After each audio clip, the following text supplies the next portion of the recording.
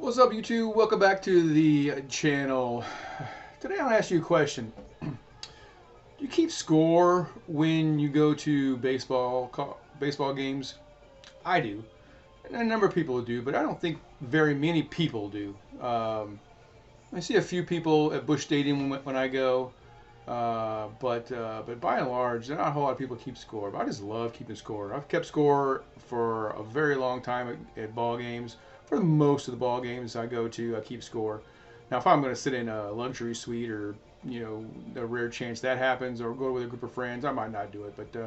But for the most part, I keep score, and it's just one of those things that I've always done. And I always like to be engaged with the game and the event that is the game in that fashion, and it's really just an enjoyable time.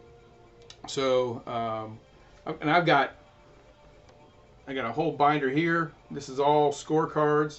I've got another one that's the same size. It's just packed with scorecards.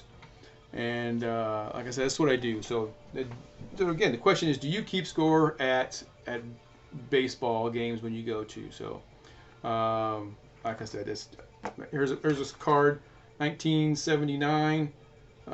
This is Busch Stadium 2. Pittsburgh Pirates, so which is obviously significant, being at 79. They're on their way to their World Series. The We Are Family team. I got to see Dave Parker, rest in peace, Hall of Famer. Willie Stargell, Omar Marino on the Pirates. Of course, the Cardinals had Gary Templeton, Lou Brock, Keith Hernandez, Silent George Hendrick. Great stuff. You can look at these. I look at my scorecards every now and then and just kind of recall back to who I saw and some of the things that happened at those games that I went to. It's not on here, but I try to just put a little post-it note on my scorecards if anything significant happened at the games that I go to. And I've seen my fair share of semi-important things, continuation of hit streaks and significant home runs and those kind of things that I have documented on sports cards.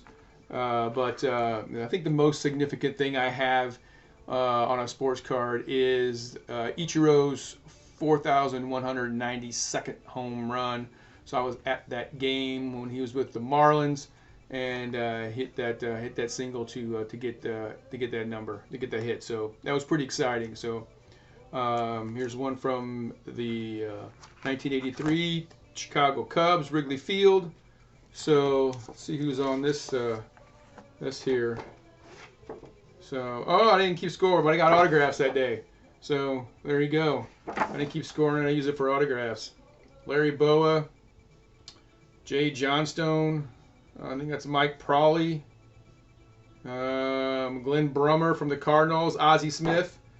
And David somebody. I don't know. Hard to say. Oh, Dave Von Olen on the Cardinals. So a mixture of Cubs and Cardinals autographs on there. So it must have been like I don't know, team autograph day or something like that. Who knows? But 1983. One of the things I noticed, though, and I've mentioned this, in passing, I think, before on my channel, is that my wife and I go to a lot of baseball stadiums, but not all baseball stadiums have scorecards. It's really, I find it odd. Busch Stadium does, obviously. I walk right in gate number 3 at Busch Stadium, and there's a kiosk there that's selling scorecards and programs. That's where I buy my scorecard here. Here's one, 1999, Mark McGwire cruising into home plate after a home run, no doubt. So, but yeah, a lot of parks don't have scorecards that you can buy like this, and some of them don't have anything at all.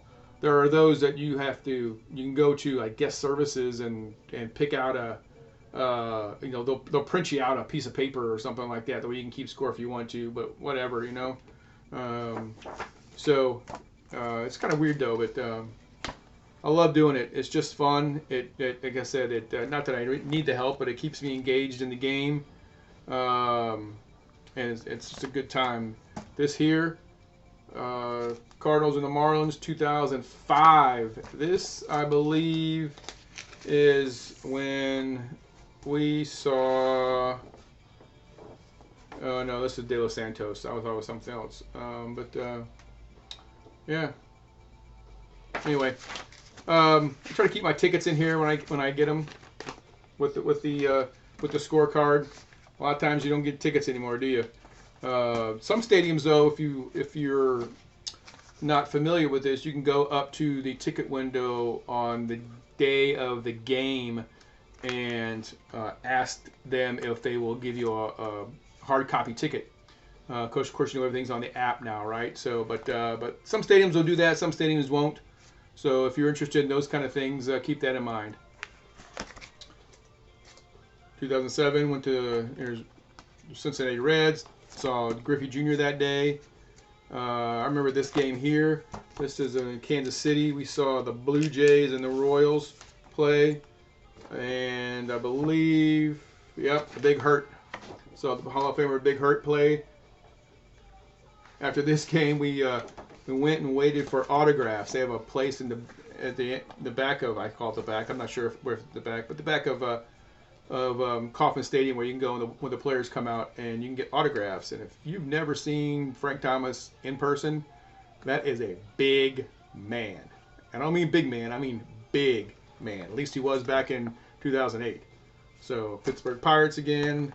So anyway, these are just some of the cards I have. I've got like I said, a whole bunch of them. I won't go through them all, just some things like that. But yeah, keep the scores fun. I enjoy it, and it's just a good time at the ballpark. So, all right. So today's album of the week is by a band that is one of my top five. So they're my top five. And my wife laughs at me every time when I say top five this, top five that, because I have about 20 bands, 20 songs, 20 whatever in a top five. But these guys are definitely in my top five. And if you knew me and know my friends who know me really well and know the type of music that I grew up with and I primarily listen to, they always find it surprising that this band is in my top five. But they are. Historically, I grew up listening to music in the 80s. I love the 80s hair metal and hard rock and heavy metal. I love the 70s hard rock and metal, and up until about the early 90s, that's pretty much what I listened to. I didn't really pay attention or give any regard to any of the other styles of music. But this particular band I came across at a party in 1987, and whenever I go to parties, I typically gravitate toward the music, and I don't, I just like to see what's playing. I don't bring my own stuff to try to play it, but if I can influence what's being played on the stereo, I'll try. But that's just what I do. But so this band here was on the stereo when I walked into the party, and immediately I just caught my ear.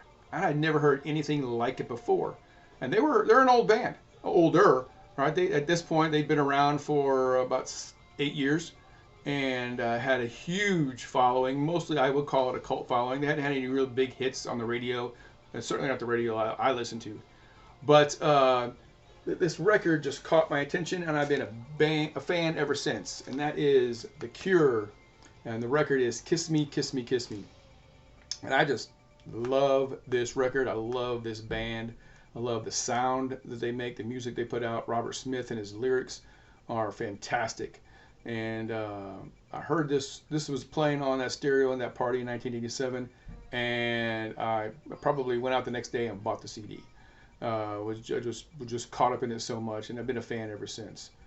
This is their 7th studio album, and The Cure and Robert Smith are historically known for creating music with different moods on different albums. So one album would be light and poppy and catchy tunes, and the next album would be dark and gloomy. And this album here, their 7th album, kind of brings all of that into one record. It's a double record, so there's a lot of music on this record, and it's just fantastic. So it's got the big song on here is Just Like Heaven. It's probably one of their biggest songs, if not the biggest song they have. And Those Are the Dogs. So apologize for that.